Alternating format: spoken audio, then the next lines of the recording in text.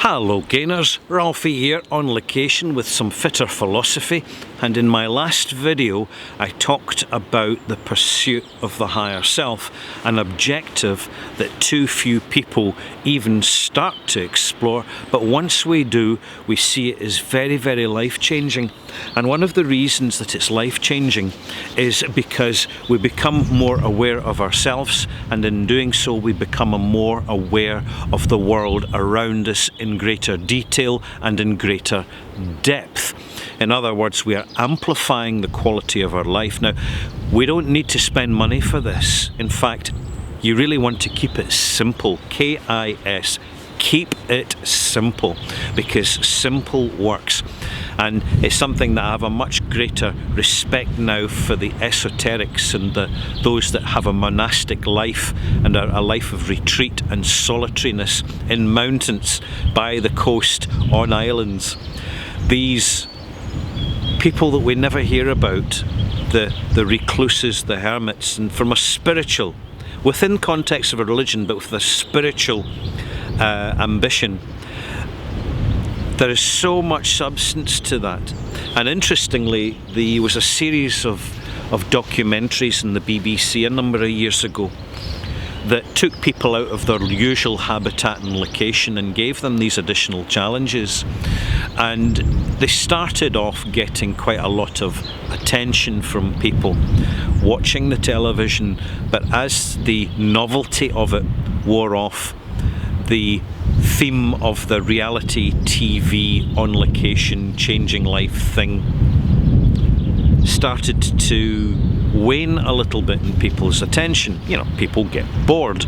But one of the final documentaries were taking people from primarily city life, hectic urban lives, and putting them in a Christian monastery.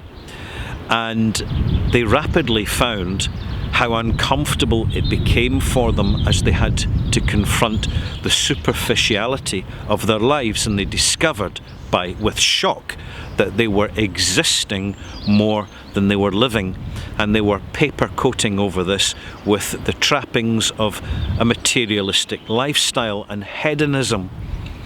And they were losing out, and they were oblivious and losing out to the sense of the benefits, the real benefits of personal morality. Morality which is of course expressed to those around us, but most importantly it's morality for ourselves. And when we're involved in the pursuit of the higher self, having a more mature sense of morality is something which needs to be nurtured, but also will manifest itself. It will become self-evident. And I'm going to talk about that now just for a few minutes, gainers, because it really will help you gain to examine this little aspect of humanity a little more closely and give it a bit more thought. Morality is something which we are taught from a religious perspective. Superficially, from a communal perspective, we're taught, well, you know, just be good, fit in, do as you're told, shut up and contribute.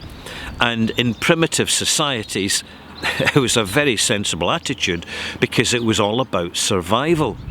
Nowadays, it's become a little more complex than that, because survival is not so immediate. And yet survival is morphing from the physical side of managing to get by over time to the spiritual side of getting by over time and actually increasing our abilities, our human abilities. And this is where morality is very, very important. You look at medieval tales of chivalry. Now it's a very, very interesting word, chivalry. It comes from the French. And go and check it out, because it's quite enlightening. But within the chivalrous code, that's better, knights in shining armour, well, they didn't really, occasionally it was shiny, were basically given morality codes of conduct with which to reinforce the stability and the general wealth and cohesiveness within a wider society. In other words, communities beyond the immediate tribe. And this sense of chivalry became very international. And although there was the most horrendous wars, brutality and all the rest of it, within this was this dichotomy, very much part of the human condition, of the chivalric code which encouraged goodness, virtue, honour, honesty, positivity, helpfulness, selflessness.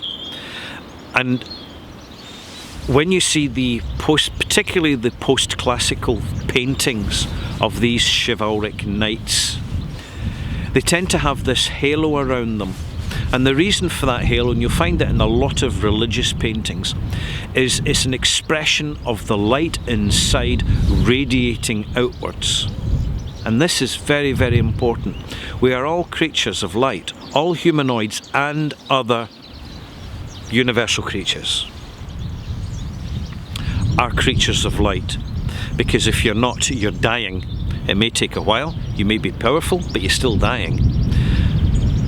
Morality assists in us generating the light within, and you'll understand that when you experience the sun.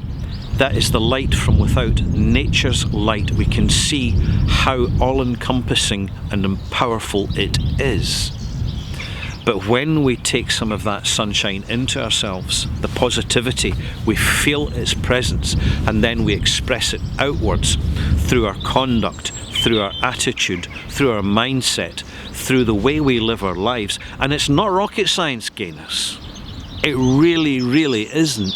It's little steps all the time, and being patient with ourselves to evolve and fine-tune our sense of morality beyond the confines and the constructs of religious dogma, which has its place. Don't get me wrong, it's important, it's very, very useful.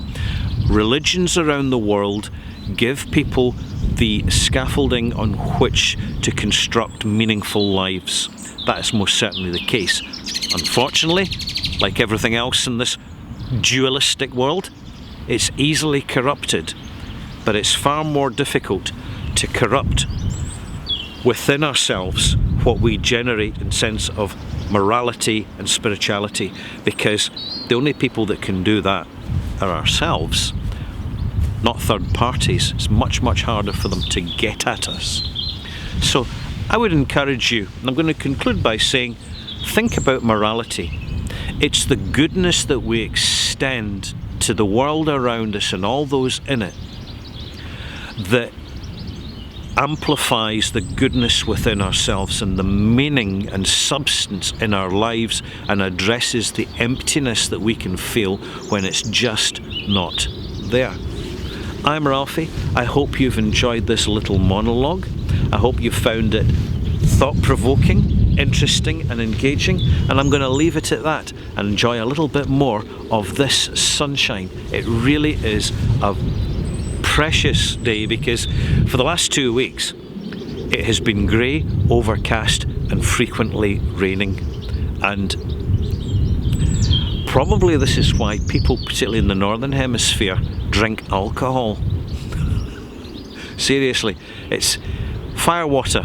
It's the water that you can light. That's what alcohol is, and it's taking a little bit of that sunshine, a proximity, sunshine into a ferment, into a distillate, and then we consume it. There you go.